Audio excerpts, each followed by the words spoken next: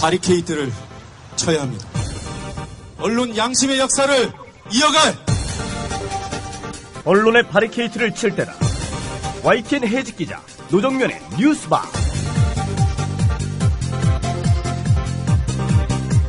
청취자 여러분 안녕하십니까. 1월 29일 뉴스 바리케이드 뉴스바 문이 열렸습니다. 오늘 뉴스바에서는 어제 열린 통합진보당 정당 해산 심판 청구 소송 첫 번째 변론 소식 상세히 알아볼 예정입니다. 법무부 장관이 직접 변론을 맡고 언론중재위원장을 하더니도 그 직을 사퇴하고 정부 변론에 나선 사실 전해드리겠습니다. 통합진보당 측 소송 대리인인 이재화 변호사 만나보겠습니다. 조류 인플루엔자 AI 의심 신고가 경기와 경남 지역에서도 나오고 있습니다. 정부 신뢰도는 바닥으로 떨어진 상태고 사육농가는 물론 동네 치킨집으로까지 여파가 미치고 있습니다. 민주당 AI 대책특위 위원장 맡고 있는 김춘진 의원 인터뷰하겠습니다. 오늘 영화와 실화 이야기 영실이 시간에는 상위 1%와 하위 1%라 할 수 있는 두 남자의 실화를 소개합니다. 프랑스 영화 언터처블 1%의 우정이 여러분 기다립니다. 잠시 후에 뵙겠습니다. 조합은 스토리텔링님 신청 광고입니다. 겨울철 최고의 별미 과메기. 고기 한 점에 마늘 쪽파를 얹고 미역줄기로 둘둘 감아 초장을 찍어 먹는 환상적인 맛. 피부엔 탄력을 주고 성인병 예방과 숙취에도 좋은 과메기. 포항 죽도어시장 상인 협동조합이 포항 구룡포 덕장에서 천연동결 건조 방법으로 말려 꼬들꼬들하고 맛깔나는 최고의 과메기를 국민TV 조합원들에게 특별 판매합니다. 이거 뭐길래 이렇게 맛있나요? 포항 구룡포 과메기입니다. 010-9896-8282 010-9896-8282로 전화주시면 총알 배송해드립니다. 학교폭력 예방 앱 스마트 보디가드. 스마트폰 왕따 문자 등 사이버 학교폭력이 6배 이상 늘었습니다. 학교폭력은 언제나 욕설, 모욕, 협박과 같은 폭력 문자를 동반합니다. 그런 학교폭력 문자만을 감지하여 부모님께 알려드립니다. 미리 알면 예방할 수 있습니다. 구글 플레이에서 학교폭력 예방 전문 어플 스마트 보디가드를 설치하세요. 지금 설치하고 먼저 무료 이용해보세요.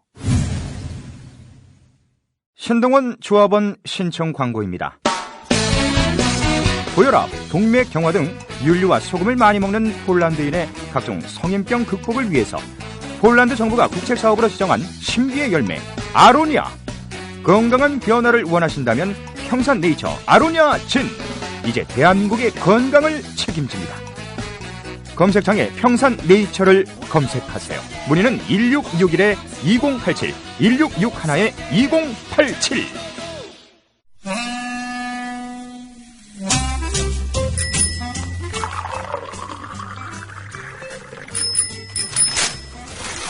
아침 신문 귀로 읽으세요. 김용민의 조간 브리핑. 네, 오늘 아침 신문들 어떤 뉴스에 주목하고 있는지 김용민 PD와 함께 신문 펼쳐보겠습니다. 안녕하세요. 네, 안녕하십니까. 네, 오늘은 어떤 신문부터 펼쳐볼까요? 예, 한겨레 3면부터 보겠습니다. 1면에서 이어진 기사인데요. 이 카드사 개인정보 대량 유출 파문으로 국민들의 그 개인정보 유출에 대한 불안감이 커져가고 있는데요. 문제의 근본적인 해결 방법 제시했습니다. 주민등록 제도, 이거 뜯어 고쳐야 된다라는 겁니다. 우리나라 주민등록제도는 세계에서 유례를 찾기 힘들 만큼 강력한 주민감시체계입니다. 사실 주민등록번호는 당연히 있어야 하는 것이고, 이것이 또 어찌 보면은 국민의 어떤 국민됨을 드러내는 존재감의 상징이기도 하다. 옛날엔 그렇게 생각을 했습니다. 네. 자, 그런데 보니까 이게 말이죠.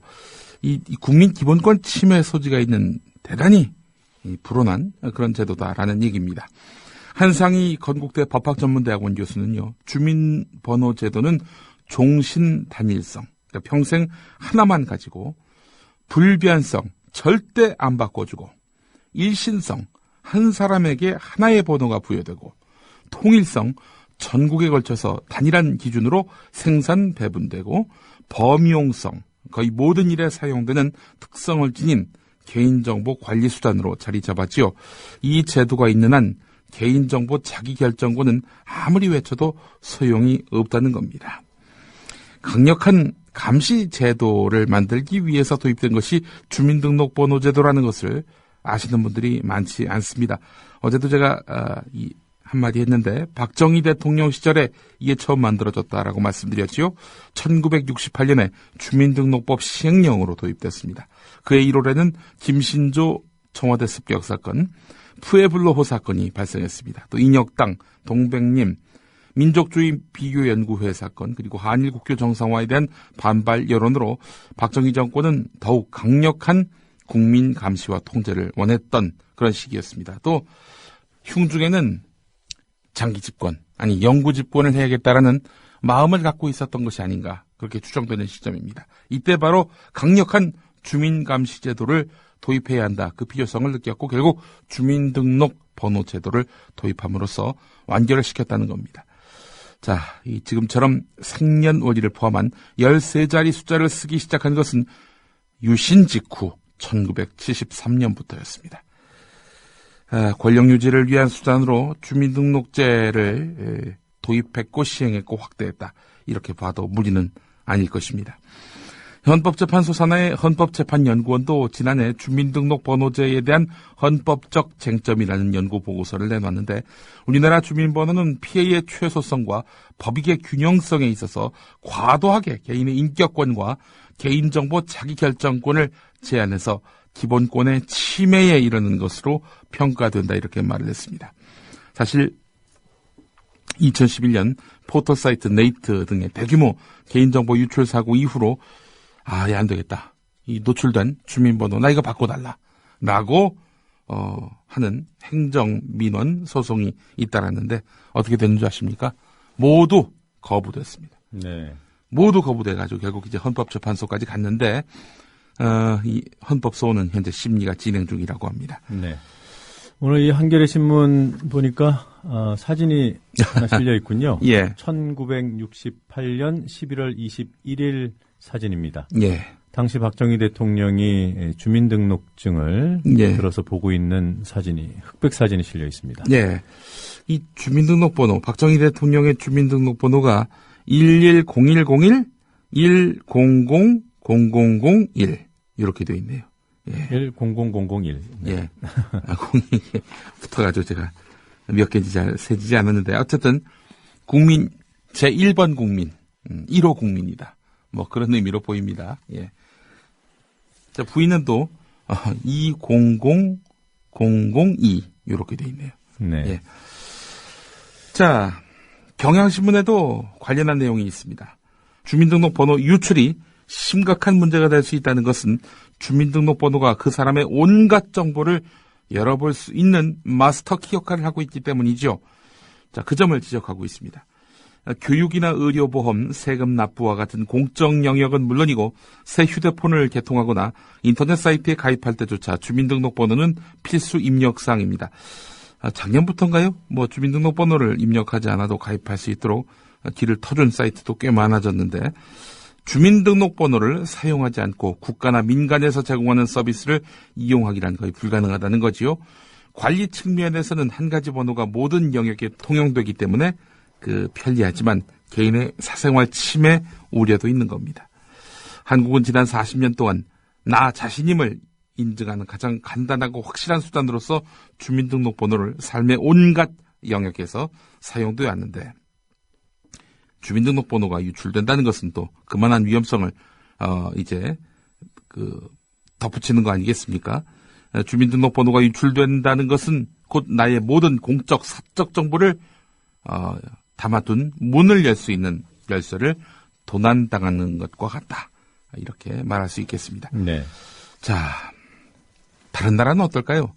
자, 프랑스의 예를 들어보겠습니다. 거기는 중앙 등록 시스템을 운영하면서 자발적으로 등록하는 개인에게 신분증 번호를 발급하긴 합니다. 번호는 발급연도, 발급월, 지역번호 각 2자리씩과 1년 번호 6자리까지 모두 12자리로 구성되어 있습니다. 언뜻 보면은 우리의 주민등록번호 제도와 좀 비슷해 보이는 것 같은데요.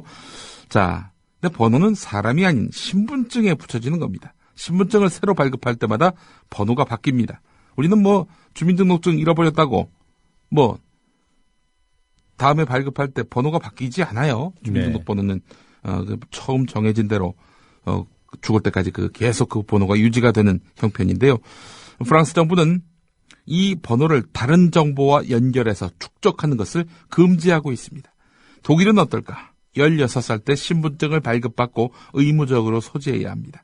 신분증에는 1년 번호가 적히지만 프랑스처럼 사람이 아닌 그런 신분증의 번호일 뿐입니다. 네. 신분증에는 유효기간이 있는데요. 10년마다 재발급받아야 하고 이때 번호는 새로 부여됩니다. 또 1년 번호에 성별, 나이 등 개인정보는 담기지 않습니다. 신분증에 번호가 부여되는 것과 사람에게 개인 식별용으로 부여되는 것이 어떻게 다른 것인지 예. 제가 예를 한번 들어보겠습니다. 예. 우리 공상과학 영화, SF 영화를 보면 미래 사회에 국가가 지금보다도 더 철저하게 개인을 통제하는 그런 시대를 그린 영화에서 보면 예. 사람 몸에 바코드를 심습니다. 또는 뭐 인조인간 만들어 놓고 예. 거기에 바코드를 심어서 관리하죠. 예. 그 번호를 우리는 몸에 심지 않았을 뿐 손에 쥐고 다니는 거예요. 네. 신분증 매일 계속 소지하고 다니게 하지 않습니까? 그렇습니다. 네. 소지하지 않으면 불이익을 가한다든지. 네. 예. 그러니까 우리는 심지만 않았을 뿐 늘 소지하고 있는 거죠. 예. 이렇게 개인 식별번호를 부여하는 나라가 우리와 일본 정도뿐인 것으로 알고 있는데. 예. 이 미국 같은 경우도 주민등록 번호와 같은 개인 식별 번호는 없는데요. 다만 네. 사회보장 번호가 이제 개인이 신청하는 경우 주어지긴 하지만 이 번호 자체에는 별 의미가 없어서 개인의 특성을 유추할 수 없도록 되어 있습니다. 근데 우리는 지금 보니까 생년월일, 저 등록지가 어디고 또 성별이 무엇인지 한 번에 다 파악이 되지 않습니까? 네. 포르투갈의 예를 한번 좀 살펴볼 필요가 있습니다. 헌법에서 개인 식별번호를 두는 것을 금지하고 있습니다. 포르투갈 헌법 35조 3항을 보면 모든 국민에게 단 하나의 고유 번호를 할당하는 행위를 금한다 이렇게 되어 있습니다. 네. 왜 금할지 이 포르투갈 뭐 다 이유와 사정이 있겠죠. 국민의 기본권이 그 가장 큰 이유일 겁니다. 네, 인권이죠. 예. 네, 일본 같은 경우도 개인 식별번호를 쓰고는 있지만 예. 아주 제한적으로 쓰도록 되어 있습니다. 네, 그렇습니다. 사기업에서는 요구하지 못하도록 되어 있고요. 네. 그러니까 우리나라처럼 일사불란한 개인 식별번호 체계 그리고 광범위하게 이것이 통용되는 사회는 글쎄요 제가 아는 한은 없어요. 예. 그리고 만약에 이번과 같은 예. 이 개인정보 유출 사태가 없는 상태에서 주민등록증 문제라든가 주민번호 문제를 제기했으면은 어떤 취급을 당했을까요? 혹시 우리 체제에 그렇죠. 체제를 거부한다든가 그렇게 그동안 그래 왔습니다. 이 얘기가 없던 얘기가 지금 갑자기 튀어나온 게 아니고요. 예. 꾸준하게 제기되어 온 문제들인데 이제 부각이 되는 거고요. 그만큼 우리나라는 이런 국가가 국가의 통제력이 매우 강한 나라고 예. 그것에 대해서 문제 제기를 하고 비판을 하면 수용하기 어려운 그런 어떤 통제된 사회, 전체주의 사회 그런 면이 많이 남아 있죠 아직은. 네. 이석기 의원이 만약에 이 사건 아니고 일전에 주민등록번호제도 문제 있다라고 얘기했다면 어떻게 됐을까요? 아마 이번 정당해산 심판 청구 때 이석기가 이런 말을 했다라면서 올라가지 않았겠는가 추정을 해봅니다. 자, 한상희 교수가요 대안을 제시했습니다. 우선 주민등록번호 바꿀 수 있도록 하자. 네. 개인이 원하면. 그 다음은 장기적으로는 주민등록번호 자체를 없애도록 하자. 없애야지요. 예. 네. 이 포르투갈 같은 나라에서 헌법에 금지하고 있는 것을 21세기 대한민국이 여전히 통용하고 있다면 글쎄요. 포르투갈이 정답은 아니겠습니다만 세계 표준은 개인 식별번호가 없는 거예요. 예. 그러니까 선진국 타령 다른 데서 하지 말고 이런 데서 좀 본받읍시다. 국격 운운할 때 이것도 좀 관심을 갖고 살펴봐야 되겠습니다. 한국일보 일면을 가보면요. 이 정부가 대책을 하나 내놓았는데 천편일률적으로 5년으로 되어 있는 카드 유효 기간을 고객이 선택할 수 있도록 하는 방안이 추진된다는 내용입니다. 2년에서 5년 사이에서 이렇게 고객이 카드 유효 기간을 결정할 수 있도록 한다는 건데요. 카드 고객 정보 유출 등의 사고 발생 때 피해를 줄이고 위변조 가능성도 낮추기 위한 그런 방안이라고 합니다. 네, 뭐 이것도 실효적인 방법 가운데 하나일 수 있을 텐데 보다 근원적인 해답이 필요할 것 같습니다. 자, 이번 금융당국이 카드사 개인정보 대량 유출 사건의 2차 피해를 막기 위해서 오는 3월까지 금융사의 신규 전화 영업을 금지했지요. 자, 그런데 이 텔레마케터들에게 불똥이 튀었다는 겁니다. 텔레마케터들, 이분들이 뭐 급여를 제대로 뭐 이렇게 풍족하게 받느냐 하면 아니죠. 텔레마케터들은 기본급도 받지 못하는데 영업을 못하면 생계가 어렵다 이렇게 호소하고 있습니다. 게다가 보험사의 영업 텔레마케터들은 40에서 50대 여성들이 많습니다. 자녀가 대학생, 고등학생쯤 돼서 교육비 부담이 크지요. 남편이 명예퇴직을 하거나 벌이가 적어서 실질적인 가장 역할을 하는 경우도 많습니다. 원치 않은 휴가를 강요당하게 됐는데 3월에 조치가 풀릴지 이것도 미지수라고 하는군요. 보험사들은 일단 텔레마케터들을 휴가 보내거나 전화 응대 등으로 업무 전환을 시키고는 있지만 어떻게 할지 결정하지 못하고 혼란을 겪고 있다고 합니다. 자, 이런 가운데 갑자기 한미 FTA가 돌출적으로 튀어나왔습니다. 한국일보 5면으로 가보겠습니다. 이 금융당국에 따르면 최근에 주한 미국 상공회의소가 라이나생명, AC 손해보험, AIG 손해보험 등 미국계 보험사 사장들을 소집해서 대책회의를 열었는데요. 자, 이들 사장단을 불러 모은 이유가 무엇일까? 주한 미국 상공회의소가 말입니다. 금융당국이 최근 카드 정보 유출에 대한 후속 대책으로 금융회사 전화 권유 영업, 앞서 말씀드렸던 이 전화 영업, 텔레마케터들에 의한 전화 영업을 전면 중단한 데 따른 대응 방안을 논의하기 위해서였습니다.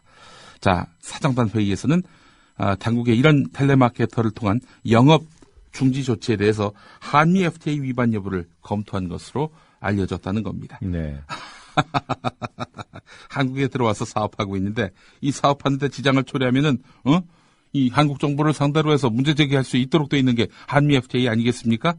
예, 이거 참 국익을 위해서 한미 FTA 도입한다더니 자기 나라 규제도 제대로 지키지 못하게 되는 그런 한미 FTA였습니다. 네. 참 아주 다 그냥 지적됐고 예상됐던 문제들이죠. 그때 몰랐던 일들이 터진 게 아니라 그때 이미 다 충분히 야권 시민단체에서 문제 제기했던 것들인데 뭘 해보지도 않고 그러느냐 이랬던 게 바로 저 정부 아니었습니까? 네. 예. 어느 정부였습니까? 네? 어느 정부였습니까? 이명박 정부였고요. 그 이명박 정부의 한미 FTA에 대해서 아주 전폭적으로 지지했던 인물이 현 박근혜 대통령입니다. 물론 노무현 정부 때 이 한미 FTA가 추진됐다는 점, 이 점도 우리는 또 간과해서는 안 될 것 같습니다. 경향신문 16면으로 가보겠습니다. 자, 이것도 역시 예상했던 바인데 말이죠. 국정원 대선 정치 개입 사건 검찰 특별수사팀에 현재 소속돼 있는 평검사 3명 가운데 2명이 지방으로 인사가 났다고 합니다. 네. 자, 법무부가 어제 전보 490명, 임용 78명 등 평검사 568명에 대한 인사를 다음 달 5일자로 단행했습니다. 이번 인사에 따라서 국정원 사건 수사팀의 평검사 3명 가운데 단성한 검사는 대구지검, 김성훈 검사는 광주지검으로 각각 옮기게 됐습니다. 또 지난 10일 인사에서 박형철 수사팀 부팀장이 대전고검으로 인사가 났지요. 자, 이러다 보니까 수사팀은 뿔뿔이 흩어지게 됐습니다. 자, 지금 121만 건의 트위터 글을 검찰이 추가 기소했죠. 트위터 글의 유죄 혐의를 입증하는 작업을 하고 있는데 이 입증을 해야만 사실은 이 재판에서 이 공소 사실을 인정받을 수 있는 거 아니겠습니까? 자, 그런데 지금 이 3명 검사 가운데 2명을 지방 발령을 냈다? 이게 도대체 법무부가 왜 이런 인사를 했을지 속이 빤히 보입니다. 국정원 비리를 놓고 검찰이 싸움을 하고 있는데 비리 혐의자들하고 싸움을 하고 있는데 예. 싸움을 하는 검투사들 손발을 잘 잘라놓은 격이죠. 네. 누가? 법무부가요. 법무부. 네. 법무부의 수장이 바로 황교안 장관이고 황교안 장관을 임명한 사람이 박근혜 대통령이고 박근혜 대통령 누구 덕에 대통령이 됐는가 따져봤을 때 이명박 전 대통령이다라는 이야기가 성립이 됩니다. 지금 검찰은 이 2 평검사를 계속 공판에는 참여시키겠다. 네. 국정 공판에 참여시키겠다는 얘기를 하는데요. 그럴 거면 네. 인사를 나중에 내면 되죠. 그렇죠. 지금 다른 그것도 곳에 지방으로 발령을 해요, 또. 지방에 발령 내놓고 공판은 해라. 그러면 이미 다 신호는 준 거죠. 예. 대충 하라는 신호는 간 거고요. 지금 박형철 부팀장 같은 경우에 대전으로 발령받지 않았습니까? 예. 이분이 지금 대전과 서울을 오가면서 대전 일도 하고 이 공판에도 참여하고 해요. 네. 이게 제대로 되겠습니까, 이게? 이게 그야말로 국정원 수사팀을 무력화시키기 위한 권력 차원의 아주 집요한 공작이 이루어지고 있다. 이렇게 봤을 때 누가 여기다 반론을 제기할 수 있겠습니까? 네. 이건 수사팀 깨는 것이 분명한 인사고요. 네. 네. 그렇습니다. 자, 한겨레 오늘 일면 머릿 기사입니다. 한겨레가 여론조사 전문기관인 리서치 플러스에 맡겨서 최근에 실시한 서울, 경기, 인천, 충남, 광주, 부산 이렇게 광역 자치단체 6곳의 여론조사 결과를 보면은 민주당 소속인 박원순 서울시장과 송영길 인천시장은 새누리당과 안철수 신당 쪽 후보의 출마를 가정한 3자 가상 대결에서 도 앞서는 것으로 나타났습니다. 서울은 7.9, 인천은 9.8%포인트 이렇게 앞서는 걸로 나타났습니다. 3자 구도가 최악의 구도임에도 불구하고 민주당 후보들이 상당히 앞서고 있다 이런 얘기입니다.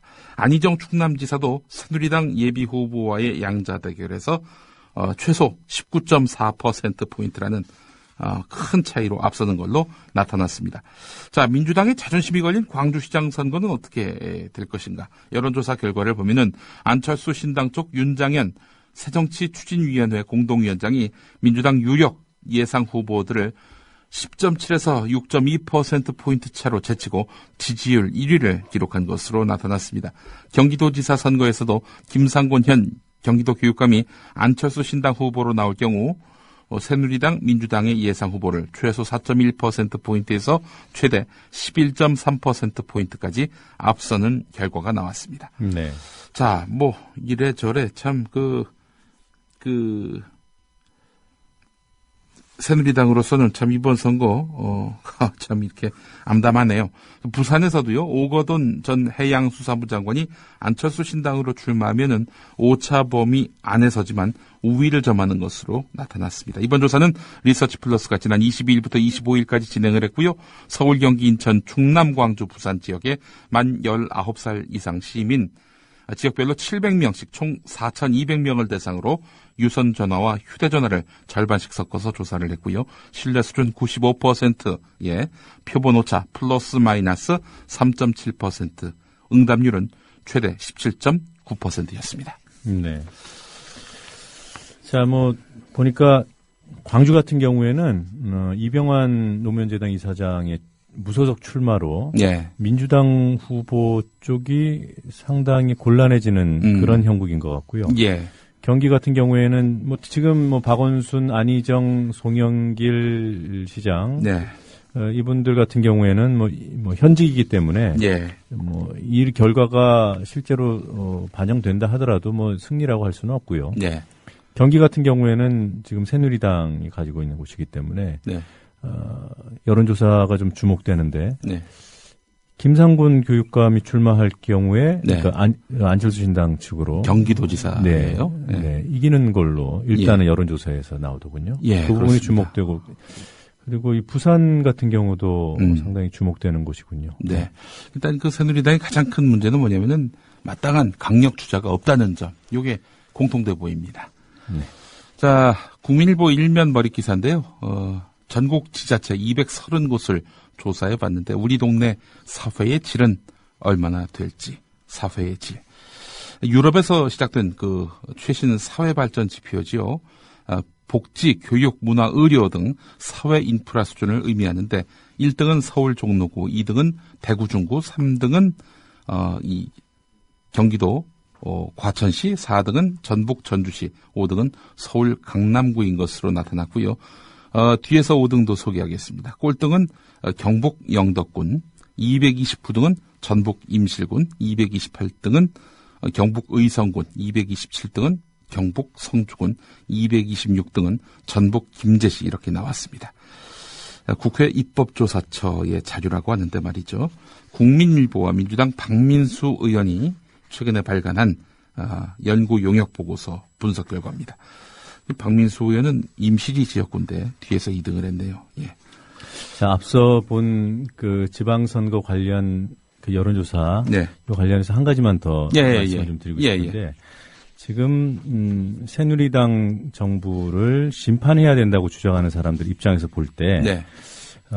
뭐 야권 통합, 야권 최소한의 연대가 필요한 거 아니냐 이런 주장들을 하시잖아요. 예. 어떻게 하는 것이 이분들이 바라는 바일까? 지금 퍼뜩 든 생각이 있어서 말씀 한 가지 드려보겠습니다. 네. 우리 김용민 PD 의견도 좀 물을 겸. 예. 자, 지금 경기도지사 안철수 신당 측 후보나 예. 또 부산시장 후보로 거론되는 오거돈 전 해양수산부 장관이나 이분들이 안철수 신당 후보로 나와서 무슨 뭐 좀 이길 가능성이 크다고 보면 민주당이 후보 안 내고 그냥 지지하겠다 조건 없이 그 당선을 위해서 힘을 보태겠다. 예. 이렇게 선언할 경우 어떨까요? 민주당 지지자들이 이해를 못할까요? 그렇습니다. 저도요. 그것도 그 다른 형태의 야권 연대 아니겠습니까? 네. 예. 지금 뭐 안철수 신당 측에 뭐 연대하자 네. 이거 저 협상을 하자 하지 말고 예. 그런 식으로 행동을 바로 하면 어떨까라는 생각이 들었어요. 뭐 네. 그래야 된다는 건 아니고 의견을 한번 물어보고 싶었습니다. 확실한 것은 네. 새누리당이 가장 싫어하는 카드입니다. 그게 바로. 예. 알겠습니다. 여기까지 하겠습니다. 네, 잘 들었습니다. 예. 500원으로 즐기는 나만의 커피. 원두 쇼핑몰 헝그리 커피.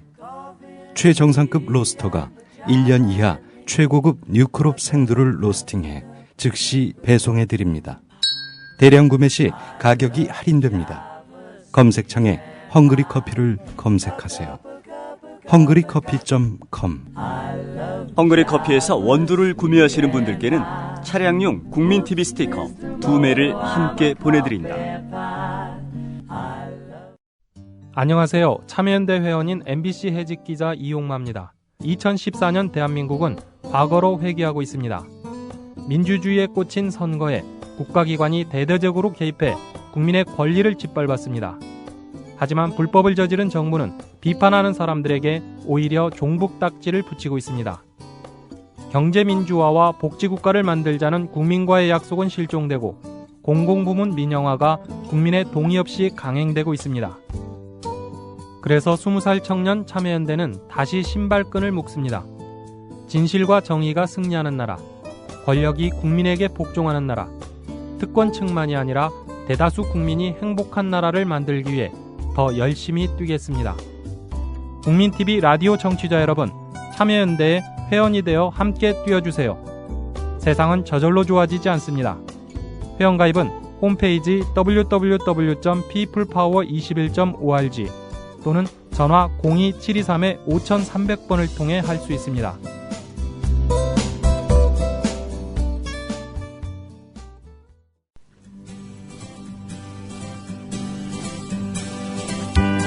막간 퀴즈입니다. 생계형 범죄로 어려움을 겪고 계신 국민들이 조속히 생업에 복귀하여 재기의 발판을 마련할 수 있도록 황교안 법무부 장관의 특별 사면 발표였습니다. 순수 생계형 민생사법만 사면해주고 운전면허 행정 제재자를 감면해줬습니다. 특별 사면하면 이분이 떠오릅니다.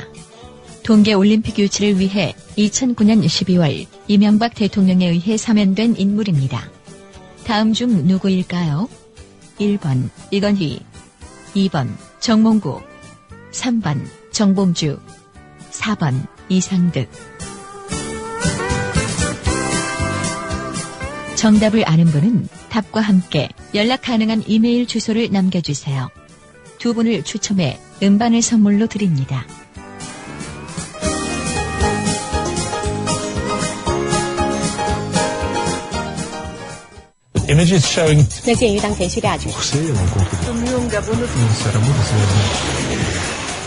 국제뉴스 한반도 정세를 한눈에 황준호의 월드리뷰.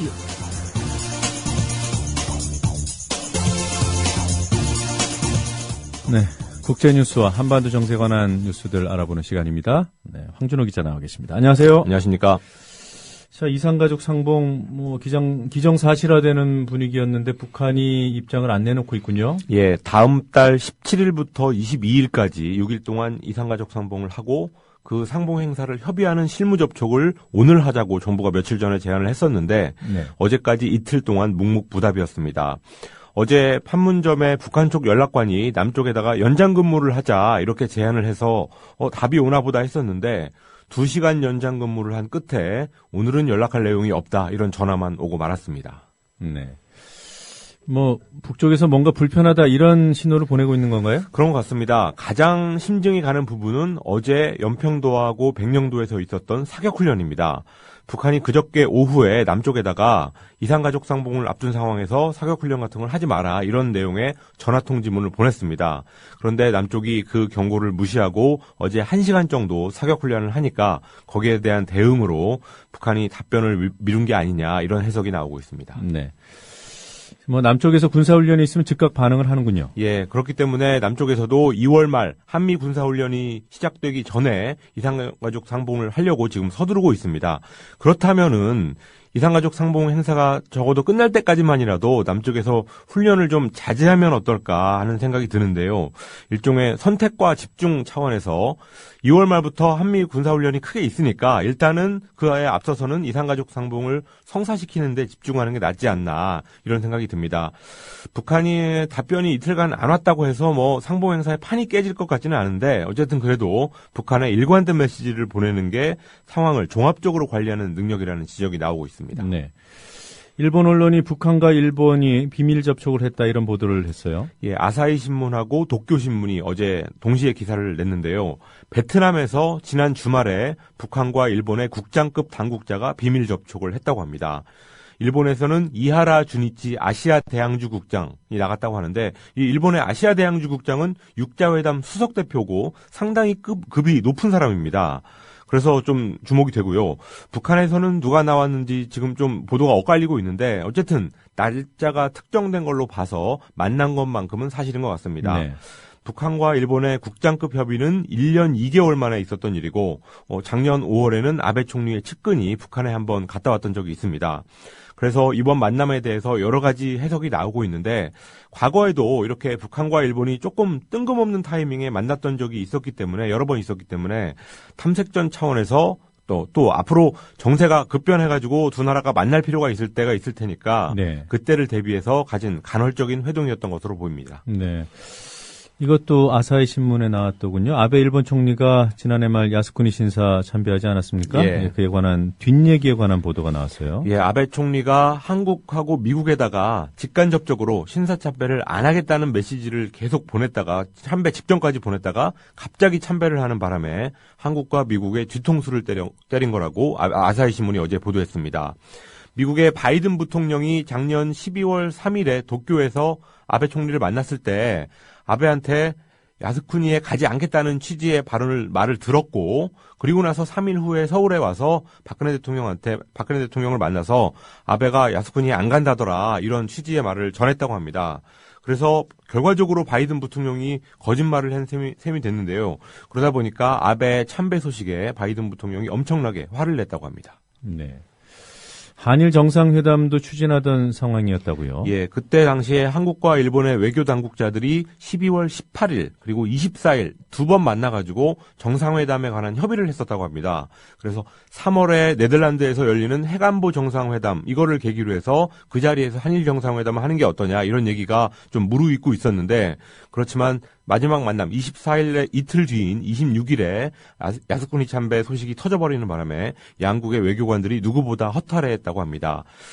당시를 돌아보면 한국의 언론들 중에서 박근혜 정부한테 상당히 비판적인 언론들도 아베가 개과천선할 때까지 기다려가지고 정상회담을 하는 것은 현실적이지 않으니까 그냥 정상회담을 해서 오히려 우리의 요구를 분명히 하는 게 더 낫지 않냐 이런 쪽으로 가고 있던 상황이었는데 그런 아베의 돌출 행동 때문에 당분간은 아마 그런 말을 하기가 힘든 상황이 됐습니다. 네. 어제는 일본 교과서 문제로 또 한국과 일본이 충돌하지 않았습니까? 예, 일본 문부과학성이 어제 중학교 사회 과목 그리고 고등학교의 지리역사 공민 과목 이 두 가지 총 세 가지죠. 세 가지 학습 지도 요령 해설서를 개정해서 독도는 일본의 고유 영토다. 한국에 의해 불법 점거돼 있기 때문에 항의하고 있다. 이렇게 명기했다고 밝혔습니다. 원래 계획보다 4년을 앞당겨서 이 학습 지도 요령 해설서를 바꾼 건데요. 현재 중학교 학습 지도 요령 해설서에는 독도와 관련해서는 한국과 일본 사이에 의견 차이가 있다. 이렇게만 돼 있었습니다. 그리고 고등학교 해설서에는 아예 그 독도에 관한 직접적인 언급이 없었는데요. 이번 개정은 굉장히 크게 후퇴한 겁니다. 게다가 NHK 방송은 시모무라 문부과학상이 해설서의 상위 지침인 학습 지도 요령 그 자체도 개정하겠다는 뜻을 밝혔다고 어제 보도했습니다. 우리 정부 대응이 상당히 강경했습니다. 예, 일단 서남수 교육부 장관이 성명을 냈는데요. 제국주의적 야욕을 여전히 버리지 않고 있다는 의심을 불러일으킨다. 이런 말을 했습니다. 그리고 외교부도 대변인 명의의 성명을 냈고 또 김규현 외교부 1차관은 어제 오후에 주한 일본 대사를 불러서 강력히 항의했습니다. 대개는 뭐 공사나 넘버 2나 3 이런 사람들을 부르는데 주한 일본 대사를 부른 건 상당히 이례적인 일이었습니다. 구체적인 후속 행동도 예고를 했는데요. 오는 29일, 오늘이죠. 제1차 세계대전 발발 100년을 맞아가지고 유엔 안전보장이사회에서 전쟁의 교훈과 영구평화 모색이라는 공개 토론회가 열리는데 그 자리에서 일본의 역사인식 문제를 거론할 방침인 것으로 알려졌습니다. 또 다음 달 초에는 독도 관련 동영상의 영어본을 외교부 홈페이지에 올리고 또 영문 독도 홈페이지도 공개할 예정입니다. 네. 교학사 교과서를 역사 교과서 그렇게 두둔해온 서남수 교육부 장관이 이런 얘기를 했다니까 참 교과서에도 이런 입장을 좀 보여줬으면 하는 생각이 듭니다. 역사 공동연구 추진하기로 했죠? 예, 정부는 중국 같은 나라들하고 같이 일본 제국주의 침탈 만행사에 대한 국제 공동연구를 추진해서 그 결과를 책으로 낼 계획도 마련하는 것으로 전해지고 있습니다. 한국, 중국을 한편으로 하고 또 일본을 다른 한편으로 하는 그런 대립 구도가 본격적으로 나타나게 되는 건데요. 그런 구도가 안 나오게 하려고 굉장히 애를 쓰고 있던 미국을 더욱 곤혹스럽게 하고 있습니다.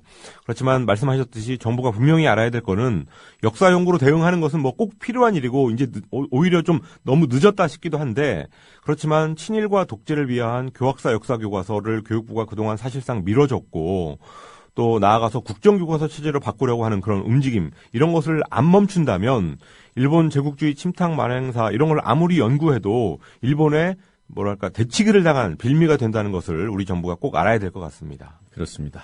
자, 오늘 여기까지 듣겠습니다. 잘 들었습니다. 감사합니다.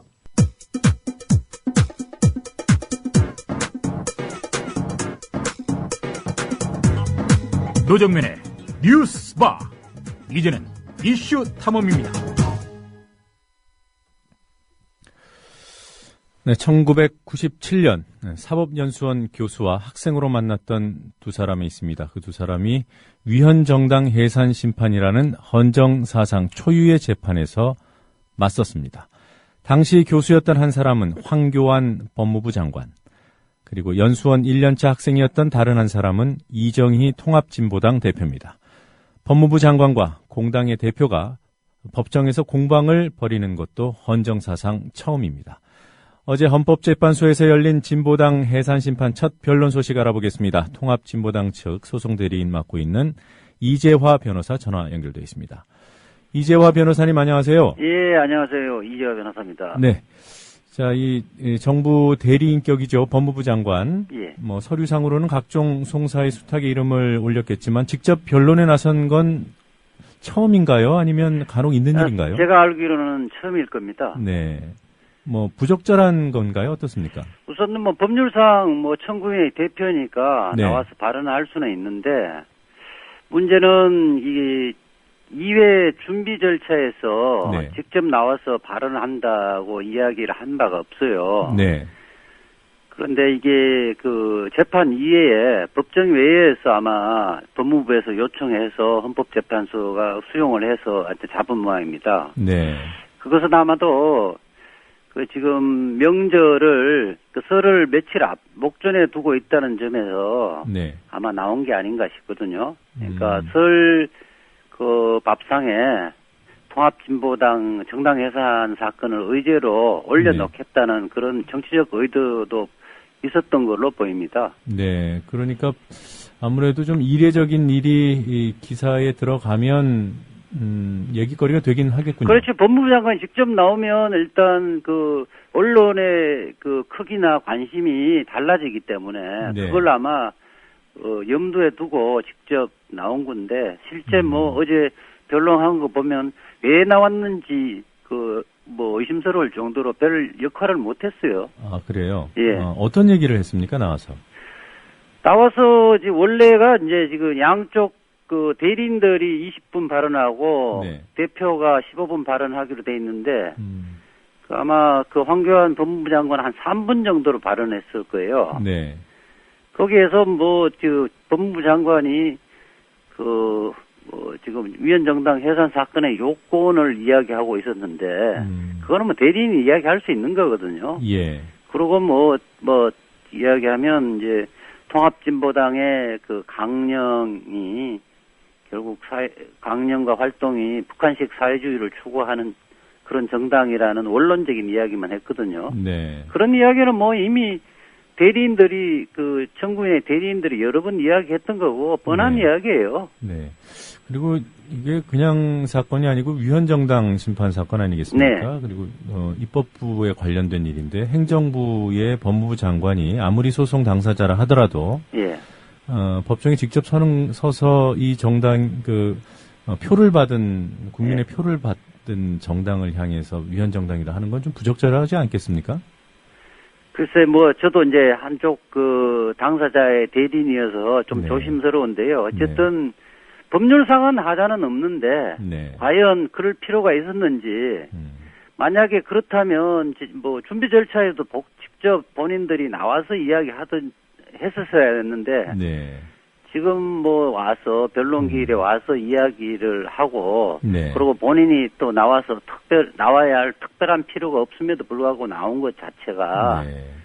이게 이제 결국 헌법재판소의 헌법적 판단을 받겠다는 취지보다는 정치적인 영향력을 행사하겠다는 측면이 또 있고 또 하나는 대통령에게 법무부 장관이 열심히 하고 있다는 걸 보여주기 위한 것 아닌가 이런 생각이 들어요. 이정희 대표가 진보당 측 변론을 직접 한 것도 같은 맥락인가요? 그러니까 황 그래서 장관, 우선 우리는 원래 계획이 없었는데요. 네.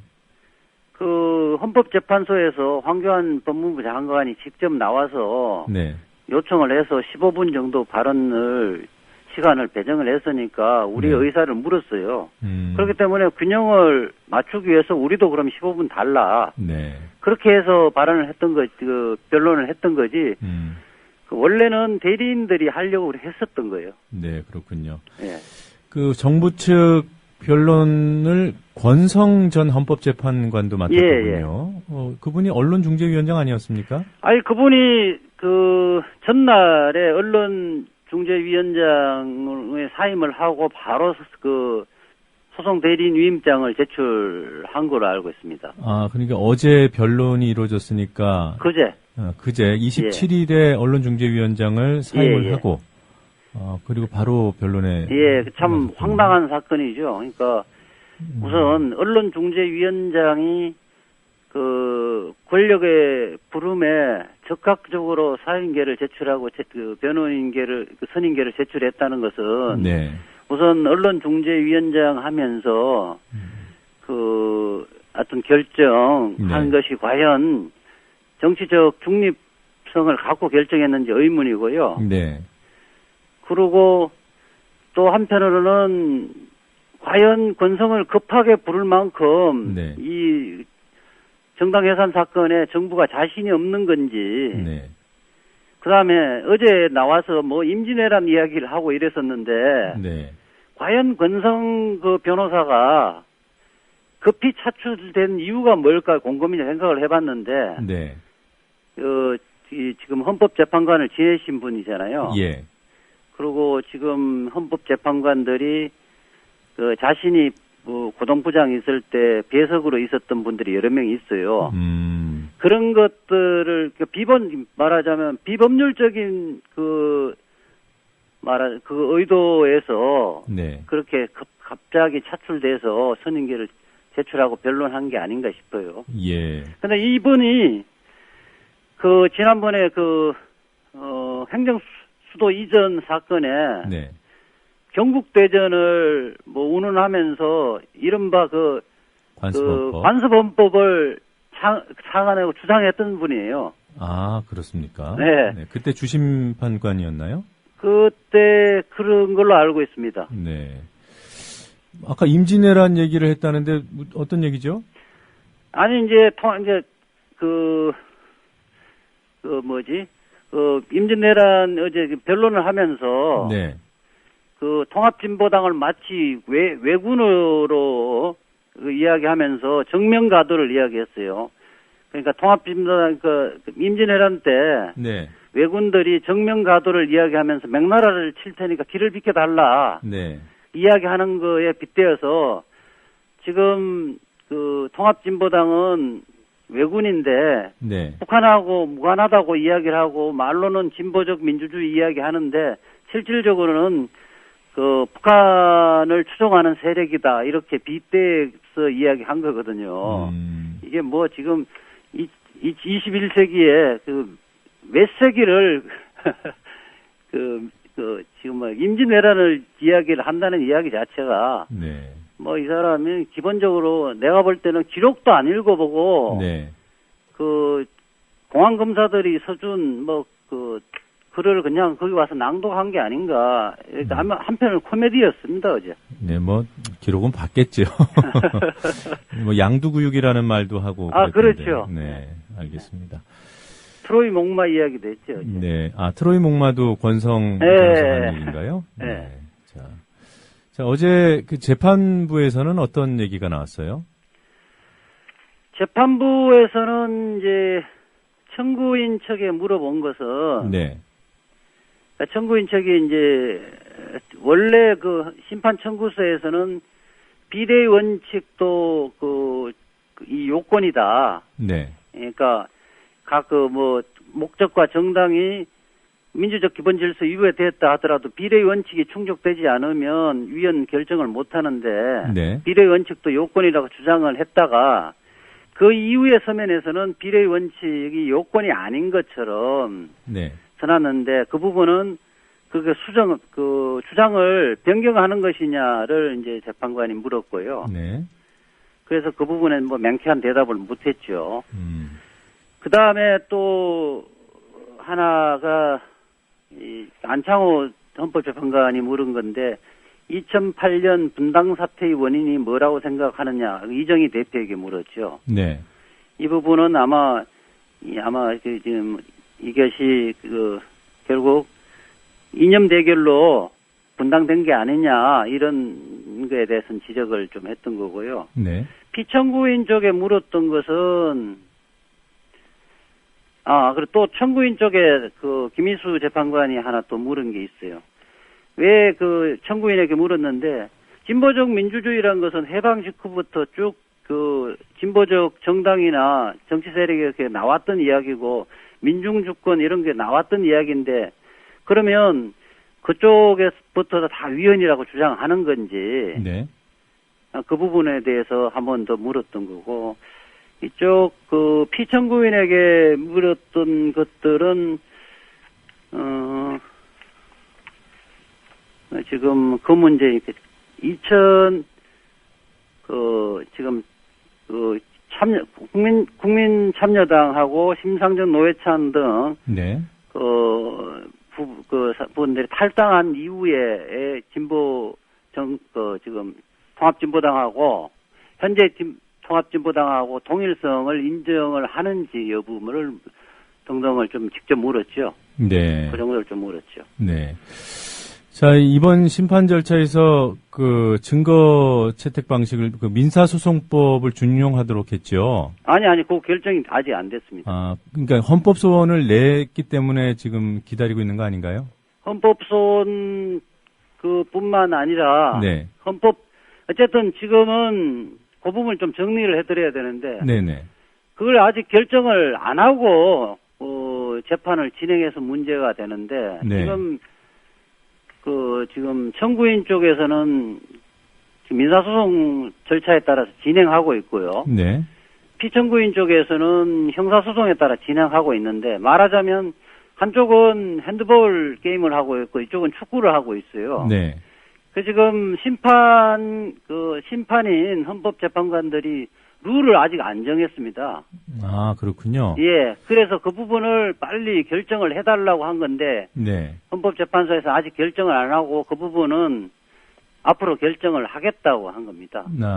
그게, 그러니까, 통합진보당 측에서는 형사소송법을 준용해달라고 하는 거잖아요. 예. 민사소송법을 준용할 때와 형사소송법을 준용할 때 어떻게 다른지 좀 쉽게 설명 부탁드립니다. 쉽게 이야기하면, 이제, 증거를 제출하면, 국정원이 네. 수사보고서를 제출을 하면, 네.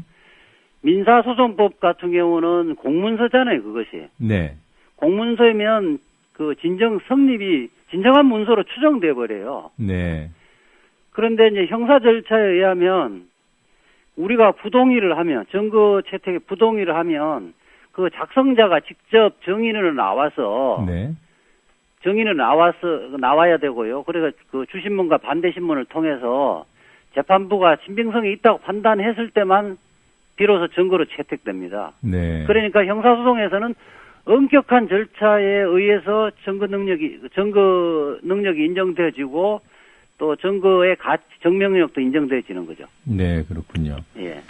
자, 앞으로 이번 사건 어떻게 진행이 되는 거죠? 결론이 언제쯤 날 것으로 보입니까? 우선 2월 18일 날 2차 변론 기를 열어서 네. 전문가들의 그 참고인 그 4명에 대해서 진술을 들을 겁니다. 그러니까 네. 참고인들이 청구인 측에서 신청한 그 2명, 네. 피청구인 측에 신청한 2명인데 이게 그러니까 위헌정당 해산 심판의 요건과 판단 기준을 어떻게 잡을 것인지, 네.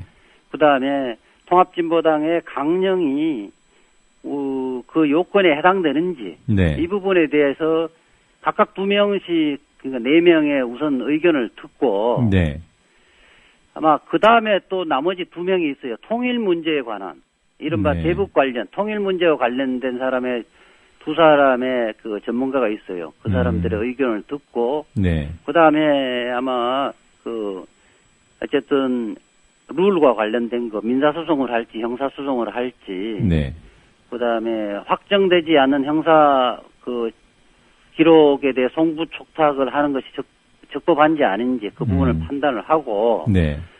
그 다음에 소송 절차, 본안에 대한 네. 각 요건에 해당되는지에 대해서 심리를 할 것 같은데, 언제 끝날지는 모르겠어요. 네. 일단 2월 18일 두 번째 열리는 변론에는, 지금 말씀하신 대로 각각 4명씩의 참고인들이. 각각 2명씩 4명, 총 4명. 그게 그 분야별로 2명씩 아닌가요? 그래, 분야별 2명인데, 통일 문제 2명. 통일 문제는 그 다음에, 그날 안 하고요. 그날 안 하고요? 예. 네. 알겠습니다. 자, 이석기 위원 내라는 이 형사 재판과 맞물려 있는 사건 아니겠습니까? 네네. 그 이석기 의원 내라는 사건은 어떻게 진행되고 있어요?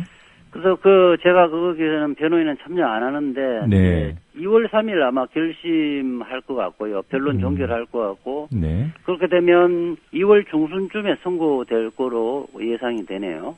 그러면, 지금 헌법재판소에서 논란이 되고 있는 기록 송부 촉탁. 예. 이 부분은 자연스럽게 해소가 될 수 있겠군요. 아닌데, 이제, 아직 또 이석기 의원 내라는 사건이 확정된 게 아니니까. 1심 판결이 나도 문제는 있다는 말씀이신가요? 그렇죠. 예. 네, 그렇군요. 그래서 우리 입장은, 네. 헌법재판소법에서 명문으로 규정되어 있기 때문에, 네. 그 이야기는 헌법재판소 기록 송부 촉탁을 하면 이석기 의원 내려놓는 사건에도 영향을 미치지만, 네. 또 하나는 헌법재판소에서 아직 무죄 추정 원칙상 확정되지 않은 사건에 대해서 판단의 기초로 삼지 말라는 취지다. 네. 그렇기 때문에 아로 사건 자체는 이 심판 대상에서 배제하거나, 네. 그 부분을 고려를 한다면 확정된 이유나 고려하라는 것이 우리 그 피청구 쪽 그 소송 대리인단의 입장입니다. 예. 저희 그 이석기 의원 사건에는 대리인으로 참여를 안 하고 있으셔서 좀 묻기가 그렇습니다만 예. 답변이 가능하신지 여쭤보긴 하겠습니다. 구체적인 내용 부분 제가 답변하기는 좀 어려울 겁니다. 예. 최근 공판에서 검찰 신문 전반에 대한 묵비권 행사를 이석기 의원이 하지 않았습니까? 예. 이걸 일부 신문 등에서는 마치 대한민국의 정체성을 부정하는 차원에서 묵비권을 행사한 것으로 그런 취지의 보도를 했던데요. 그런 언론들의 시각이야말로 헌법을 부정하는 거죠. 헌법상의 진술 거부권을 이제 묵비권이라 통상적으로 이야기하는데 네. 진술 거부권은 헌법상의 피고인에 대한 권리입니다. 네. 그리고 이 검찰이 신문은 주로 그 언론 플레이 용어로 많이 활용하고 있거든요. 네. 그리고 그것이 어쨌든 신문 질문 자체로서 자기들이 목적 달성할 가능성이 굉장히 높기 때문에 네.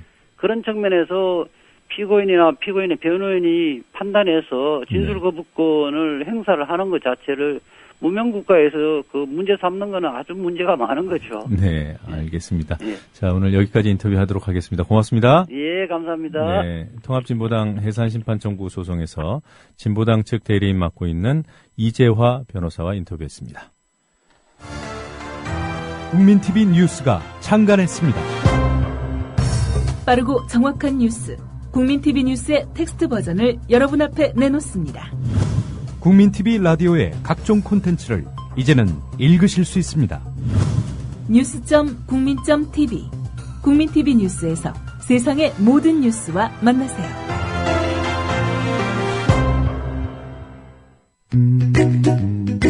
국민TV 라디오를 지지해주시는 방법. 팟빵 홈페이지에서 총 4가지를 클릭해주세요. 다운로드하기, 별점 주기, 구독하기, 댓글 달기. 기억하셨죠? 다운로드하기, 별점 주기, 구독하기, 댓글 달기. 더 좋은 방송을 위한 최고의 응원. 다운로드하기, 별점 주기, 구독하기, 댓글 달기.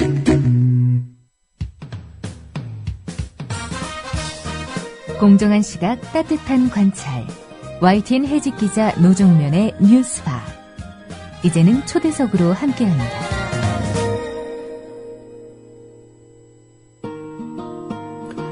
조류 인플루엔자, AI에 대한 정부 대응은 한마디로 헛발질의 연속입니다.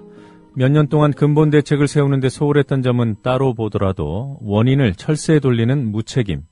이번 AI가 달게 더 치명적인 줄도 모르고 오리 살처분에만 매달려온 무능함이 사태를 더 키웠습니다. 의심 신고가 이제 경기와 경남에서도 나오고 있습니다. 사람과 차량 이동이 극대화되는 설 연휴가 확산 위험을 더 키우지 않을까 우려되고 있습니다.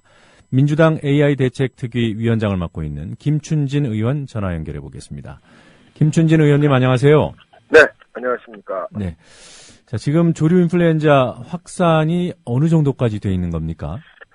어제까지를 보면은 현재 70년 농가에서 네. 213만 수가 불처분이 됐어요. 네. 그리고 AI로 이제 확정된 곳은 27농가고 네.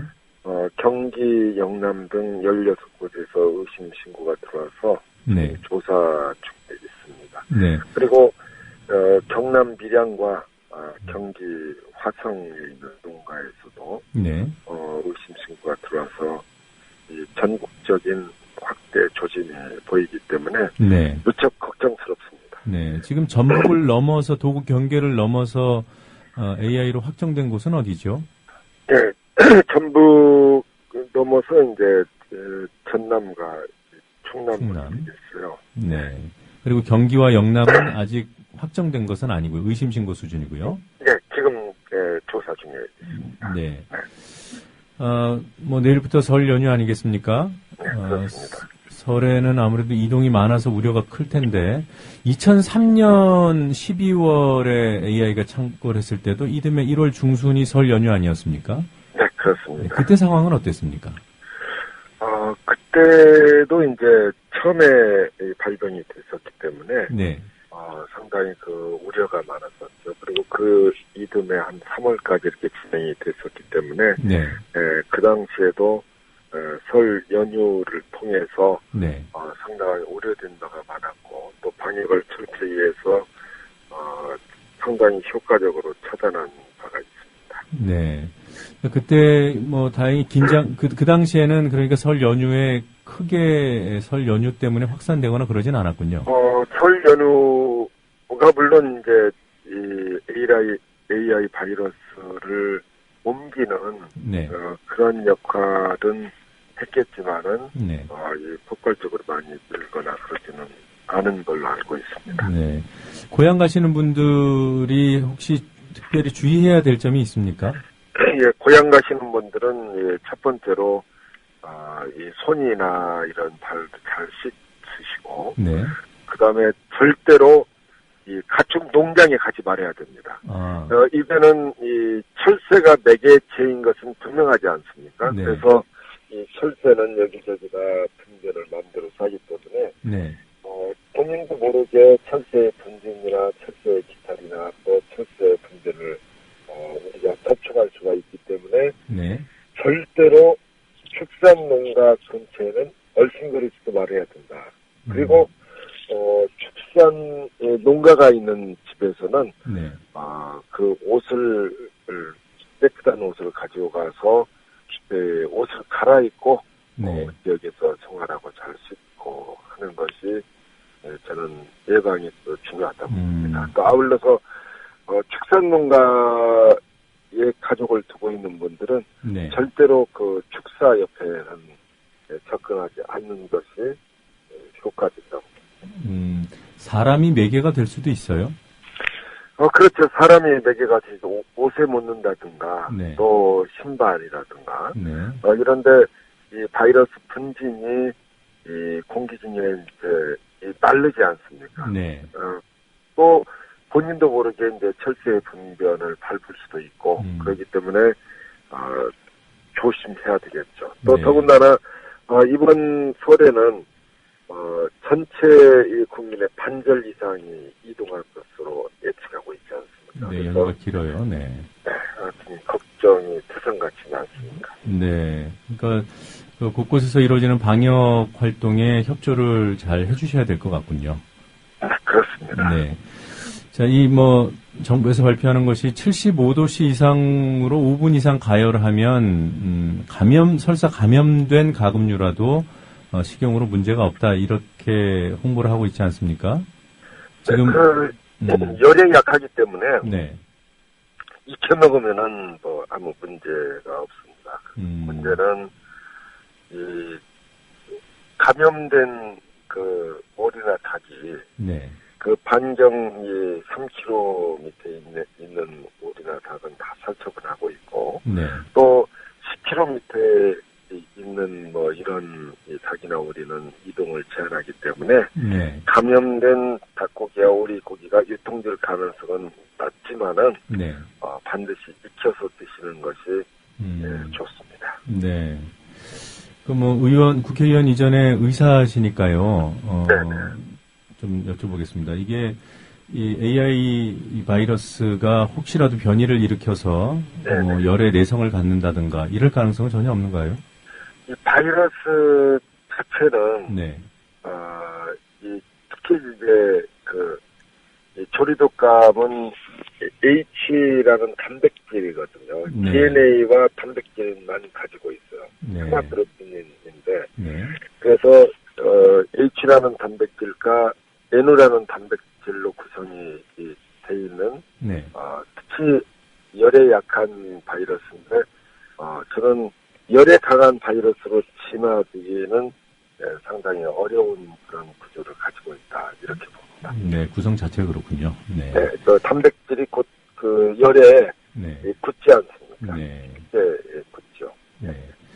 의원님 지역구가 전북 고창 요번에 처음 확진 판정이 내려진 곳이어서 또 걱정이 더 다르실 것 같은데요. 지금 그 고창 부안의 상황은 어떻습니까? 고창 부안은 철벽 방어에 임하고 있습니다. 우리 지자체 공무원들께서 또 사회단체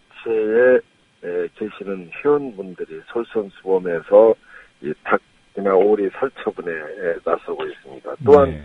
이 방역도 철통같이 하고 있고 또 이제 축사 주변에 이제 소독을 철저히 해야 돼요. 네. 그래서 이 닭이나 오리에 AI 바이러스가 감염되지 않게 하려면은 네. 그게 차단을 해야 되지 않겠습니까? 네. 그래서 이 소독도 아주 열심히 잘 하고 있습니다. 예. 부안에서만 어제 100만 수가 넘는 어제까지 살처분이 이루어졌고 네. 부안과 고창에서 한 150여만 수가 이렇게 살처분. 예. 이 살처분, 매몰 처분. 예. 참 이거 말고는 방법이 없는지요? 그래서 이 동물복지 차원에서도 이 안락사에 대한 방법을 연구를 해라 하고 네. 정부 측에 강력히 촉구를 했습니다. 저는 이 수면제를 먹여서 잠들게 한 다음에 처리하면은 네. 아무래도 깃털이나 분변이 밖으로 날리지 않기 때문에 네. 훨씬 더 효율적이고 또 이렇게 닭을 잡을 때 이 정신적인 충격이 많이 있지 않습니까? 그런 것도 완화시킬 수 있다. 이래서 지금이 5번째 발생하지 않습니까? 네. 그래서 닭을 살처분할 때 반드시 안락사하는 방법도 연구가 돼야 된다. 네. 이렇게 보고 있습니다. 네. 뭐 죽이는 측면에서는 뭐 같은 맥락인 것 같은데 지금 의원님 주장하신 거 보니까 백신과 치료약 개발해야 된다. 그러니까 병에 걸린 가금류의 병을 고쳐주는 약을 만들자는 거죠. 이건 이 AI는 인수공통 전염병이라고 하거든요. 네. 인수공통 전염병은 뭐 구제역이라고 우리 국민들이 잘 알고 있죠. 네. 또 이 광경병이라든가 네. 그런 이러한 질환에 대해서는 이 동물에 대해서도 이 치료약을 개발하면 아주 효율적이겠죠. 그래서 끊임없는 연구가 진행이 돼야 됩니다. 네. 그리고 사람에 옮길 가능성에 대비해서 치료약이나 백신 개발을 늦추지 않고 해야 된다고 봅니다. 그렇게 하려면은 이 AI 바이러스를 공유를 해야 돼요. 네. 그래서 이 AI 바이러스를 이 대학에 있는 민간 연구기관이나 네. 또 연구의 능력을 가지고 있는 이러한 기관에 AI 바이러스를 분양을 해서 여기에 대한 인류의 공적인 바이러스를 퇴치할 수 있는 이러한 연구 개발에 박차를 가야 된다. 이것은 국내에 다 분양을 해야 된다. 저는 이렇게 보고 있습니다. 우리 대학에 있는 모 연구소 같은 경우는 미국의 질병관리연구소에서 분양을 받아서 아주 독성이 강한 AI 바이러스고 고병원성인 것도 가지고 연구하는 모습을 봤습니다. 왜 우리나라에서 발생된 AI 바이러스를 우리나라 학자가 자유롭게 연구를 못하는지 네. 여기에 대해서는 우리가 다시 한번 반성해봐야 될 점이다. 네. 여기에 대해서 모든 총력을 다 기울여서 백신이나 치료약 개발에 매진하고 또 여기에 어떻게 하면 연구를 통해서 효과적으로 예찰하고 또 예방할 수 있는 이러한 방법을 강구하는 것이 옳다고 봅니다. 네. 지금까지 왜 공개를 안 한 거예요? 공유를 안 한 거예요? 그래서 여러 가지 이유가 있는데 첫 번째 이유로는 AI 바이러스가 고병원성 AI 바이러스는 잘못 관리를 해서 다른 데로 유출될 수가 있다. 뭐 이런 염려를 하시는데 미국의 질병관리본부나 이런 데서 인정하고 또 이제 분양을 해주는데 네. 우리 국내에서는 이렇게 엄격히 한다고 하는 것은 저는 조금 믿을 수가 없습니다. 또 그 시설이 검증된 데만 분양을 하는 거죠. 처단이 완벽하고 또 제대로 관리할 수 있는 그러한 연구시설에는 그러한 검증을 통해서 분양을 해서 학자들이 연구할 수 있게 하는 것이 옳다 이렇게 봅니다. 네. 그런 걸 결정하려면은 이제 정부가 결심을 하면 되는 겁니까? 아니면 국회에서? 그렇죠. 아니, 정부가 결심을 해야죠. 이건 그래요. 네. 예, 행정부의 소관입니다. 네, 알겠습니다. 어제 정홍원 국무총리 만나셨죠? 네, 그렇습니다. 네, 뭐 좀 의미 있는 대화가 있었습니까? 어제 민주당의 그 AI 대책 특위위원님들과 함께 네. 국무총리를 면담하고 여기 AI 방역에 대해서 철저하게 기해줄 것을 요청을 했고 네. 또한 이번 설을 기해서 많은 사람들이 왔다 갔다 하기 때문에 이걸 잘해야 된다. 아울러서 그동안에 부실하게 방역했던 부분도 지적을 하고 네. 또 이런 AI 바이러스의 이제 공유 문제라든가 또 지금 철새도 네. 언론 기관에서 많이 이렇게 봤지만은 철새가 원인이라면은 그 철새를 이 발생한 지역에 그대로 머물게 하는 것이 예방 방법이지 않겠습니까? 철새가 다른 곳으로 네. 많이 이동을 하게 되면은 우리 전 국토에 오염을 시키는 거죠. 네. 그래서 가능하면은 그 철새에 대한 것도 이 5번째가 철새라고 한다면은 연구를 통해서 철새가 이동하지 않고 한 곳에 머물 수 있게끔 하는 것이 네. 확산 방지책으로서 유용하다. 그런데 헬기가 동원이 돼가지고 이 철새가 나르는 이러한 사진들이 많이 이 언론에 보도가 됐어요. 쫓아버리는 거죠, 오히려. 네. 네, 그걸 볼 때는 오히려 철새를 여기저기 쫓아서 우리 국토 전체를 AI 바이러스에 오염되게 할 수도 있다. 네. 그러니까 그런 가능성들은 다 처리해야 된다고 봅니다. 네. 지금 청취자분들께서 혹시 오해할까 봐 제가 잠깐 정리를 하면은 철새가 네. 지금 현실적인 매개체가 된 것은 사실이지만 예, 그 원인이 철새로부터 왔다라는 정부 입장에는 많은 학자나 국내외 연구진들이 반박하는 거죠. 네, 그렇죠. 네. 우리 정부의 위원회에서는 철새로 추정이 된다 이렇게 발표를 했지만은 네. 철새라고 단정하기에는 네. 여러 가지 그런 의문점이 있다. 그래서 이것도 모든 자료를 공개를 하고 네. 이 다른 이 민간 학자들도 거기에 대해서 연구하고 네. 또 거기에 대한 의견을 발표해서 다음에 이 내년에라도 다시 AI가 발생되지 않게끔 해야 되는 것이 저는 옳다고 봅니다. 이 네. 원인 규명은 예방하는 데 있어서 가장 큰 첫걸음이 되겠죠. 그러겠죠. 네. 그래서 이것은 모든 민간 연구기관, 즉 대학에 있는 연구기관이나 여기에 대해서 식견이 있는 모든 사람들이 이런 자료를 받아보고 의견 개진을 함께 할 수 있게 하는 것이 오히려 더 효율적이다. 예. 저는 그렇게 봅니다. 알겠습니다. 자, 오늘 인터뷰 여기까지 하도록 하겠습니다. 잘 들었습니다. 네, 감사합니다. 네, 고맙습니다.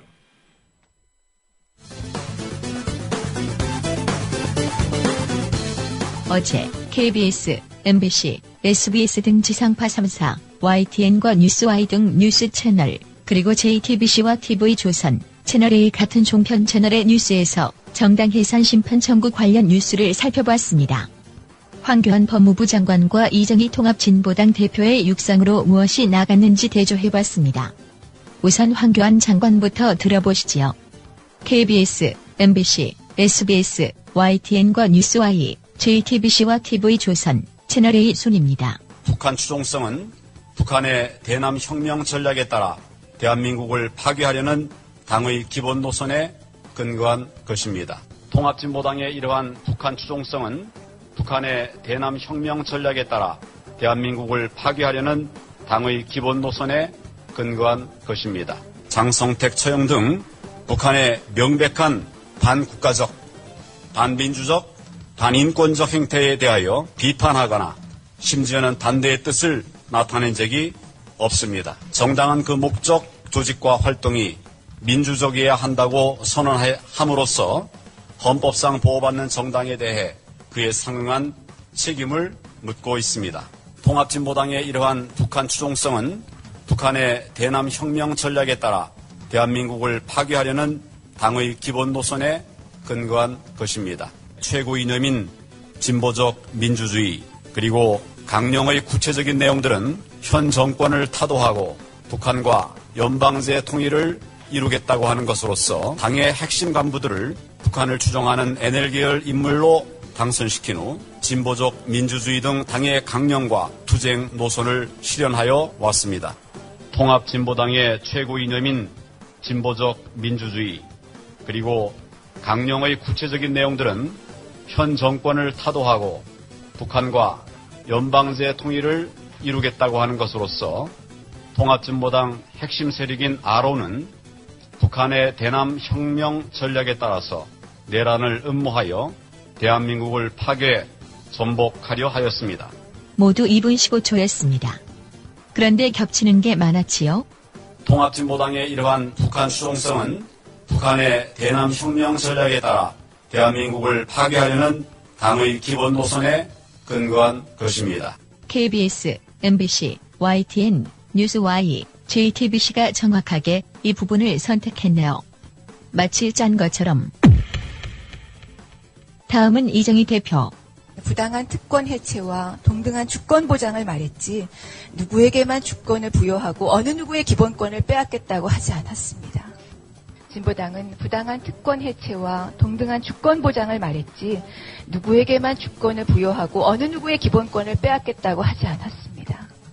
과거 민주노동당이 북의 지령에 따라 강령을 개정했다고 주장해온 정부는 누구를 통해 그 지령이 당에 전달되었는지는 알 수 없다고 스스로 자인하였습니다. 집권자가 정치적 견해를 달리하는 야당의 존재를 인정하는 것은 민주정치의 최소한의 요건입니다. 독재의 첫 번째 징표는 바로 집권자가 야당의 활동을 방해, 금지하는 것입니다. 한국 사회는 오랜 기간 야당을 말살하려 한 독재 치하에 놓여 있었습니다. 이 사건 정당해산 청구는 한국 사회의 민주주의의 급격한 후퇴를 극명하게 보여줍니다. 진보당의 활동을 위헌으로 모는 근거의 대다수는 국정원이 댓글로 만들어낸 진보당에 대한 세간의 편견과 오해, 이를 받아 쓴 소문과 추측입니다. 왜곡의 왜곡을 거듭하는 정부의 태도는 나치 정권의 선동가 요세프 괴벨스의 말을 떠올리게 합니다. 증거의 상당수는 당과 무관한 개인의 활동 자료이거나 관련 형사사건에서 위법 수집 증거로 배제된 것이거나 아예 문서 기재 내용을 거꾸로 해석한 것들입니다. 나치 정권의 이 선동가의 태도와 오늘 정부의 태도가 무엇이 다른지 의문입니다. 민주와 상반되는 개념으로서 독재의 첫 번째 징표는 바로 집권자가 야당의 활동을 방해, 금지하는 것입니다. 황교안 장관의 경우 2분 15초. 이정희 대표는 1분 47초였습니다. 어제 홍성규 통합진보당 대변인. 막중한 사명을 가진 언론인 여러분들께 공정하고 객관적인 보도에 힘써 주실 것을 부탁드립니다.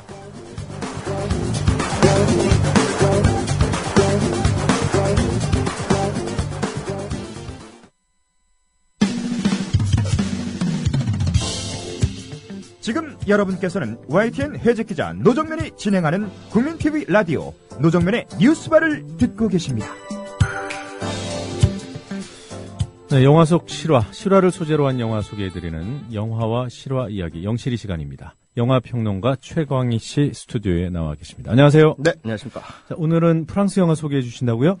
네, 프랑스에서도 실화를 바탕으로 해서 만들어진 휴먼 드라마 한 편이 최근 몇 년 전에 굉장히 큰 흥행을 기록한 적이 있었습니다. 바로 우리나라에서도 개봉했던 작품입니다. 언터처블 1%의 우정이라는 영화입니다. 지난 2012년 3월에 국내 개봉해서 프랑스 영화로는 이례적으로 100만 명의 관객이 넘었었습니다. 네. 우리나라 극장가에서는 한국 영화 아니면 할리우드 영화가 주로 득세인데 다른 나라 영화가, 특히 프랑스 영화가 이렇게 100만 명 이상의 흥행을 기록했다는 것은 엄청난, 거의 상당히 기적에 가깝다라고 볼 수가 있을 것 같습니다. 사실 이 영화도 프랑스에서도 기록적인 흥행을 기록했는데요. 바로 2,100만 명. 그래요? 한 영화가 2,100만 명을 동원할 수 있다는 게 정말 믿기지가 않는데 네. 바로 이 작품이 프랑스에서 2,100만 명의 관객을 동원한 영화입니다. 언터처블 1%의 우정은 두 명의 그 실존 인물의 실제 했던 이야기를 바탕으로 해서 만들어졌습니다. 한 명은 필립 포조 디 보고라고 하는 사람인데요. 이 사람은 프랑스에서 실제로 1%에 해당하는 굉장한 상류층입니다. 네. 최상류층이라고 할 수가 있겠죠. 다만 이 사람이 패러글라이딩을 하다가 척추를 다쳐가지고요. 전신마비가 됐습니다. 그래서 장애인이 된 것이죠. 네. 네.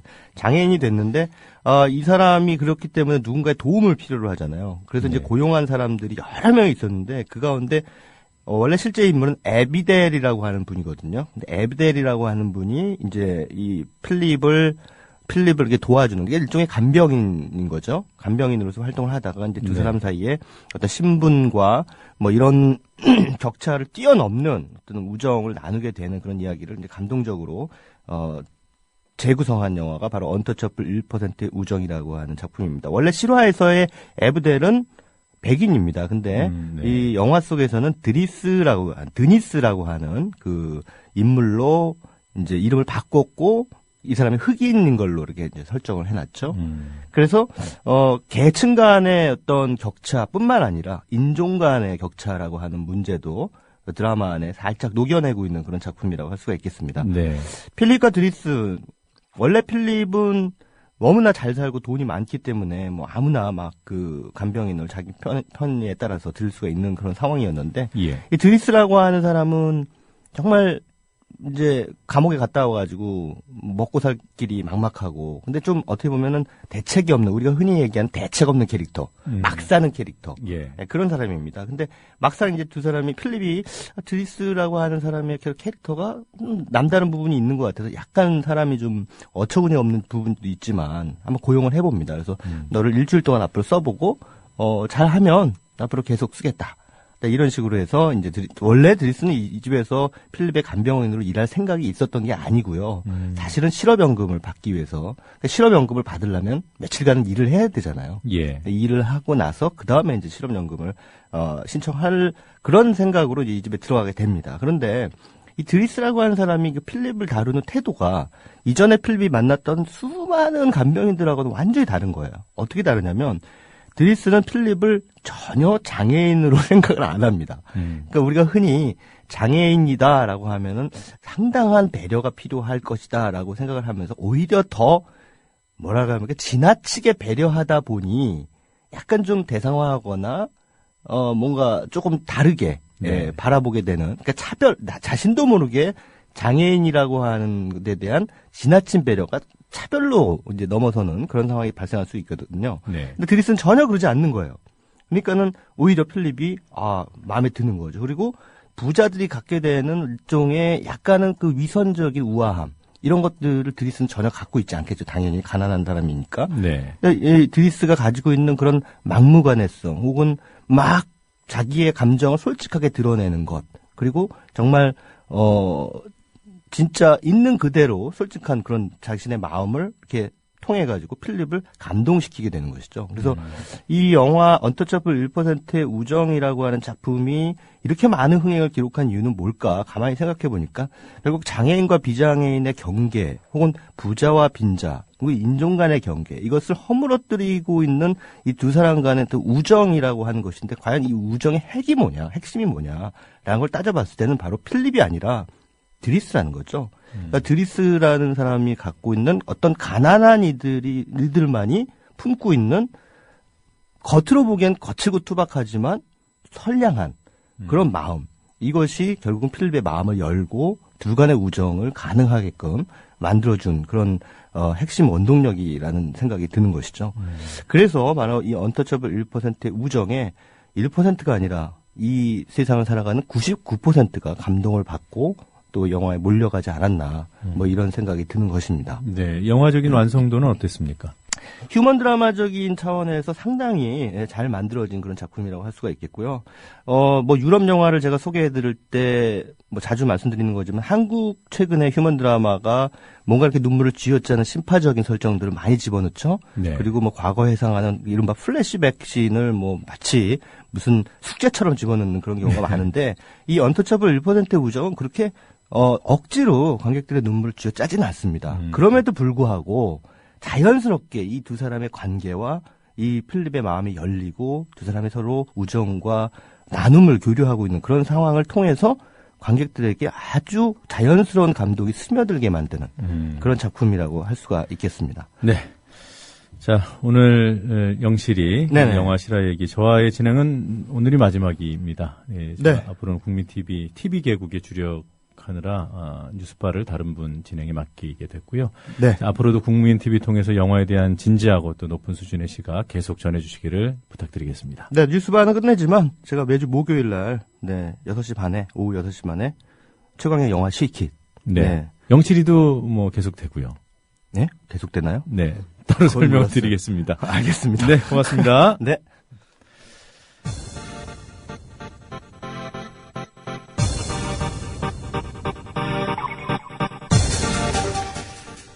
네, 퀴즈 정답 말씀드리겠습니다. 오늘 정답 1번 이건희 회장이었습니다. 그동안 뉴스 바리케이드 노정면의 뉴스바를 사랑해주신 여러분께 무슨 말로 고마움을 전해야 할지 모르겠습니다. 그저 고맙고 또 고맙습니다. 뉴스바가 오늘 105회더군요. 중간에 다른 분이 몇 편 대신 진행해 줬습니다. 그 5회를 빼면 제가 진행한 뉴스바 오늘이 꼭 100회인 날입니다. 겨우 100회 채우고 앵커석을 떠나게 된 점 저로서도 아쉬운 일이지만 여러분께 도리가 아니라는 생각 쉽게 떨쳐낼 수가 없습니다. 오는 4월 1일 좋은 TV 뉴스를 만들어서 선보이는 것으로 죄송함을 덜겠습니다. 사실 매일 1시간씩 TV 생방송 뉴스를 한다는 것이 지금 국민TV의 조합원 규모나 재정 상황에 비춰볼 때 매우 위험한 모험이라고 생각합니다. 저는 지난 몇 년 종이 비행기를 날린다는 생각으로 이런저런 도전을 해왔습니다. 종이 비행기, 고꾸라져도 또 던지면 되는 것이지요. 그러나 4월 1일 TV방송이라는 비행기는 반드시 솟구쳐 오르는 진짜 비행기여야 합니다. 뉴스바를 사랑해 주시듯 4월 1일 거짓말 같은 TV 개국도 성원해 주시기 바랍니다. 여러분의 행복과 건강을 기원합니다. 그리고 여러분의 크고 작은 투쟁 지지합니다. 그동안 사랑해 주셔서 행복했습니다. 고맙습니다.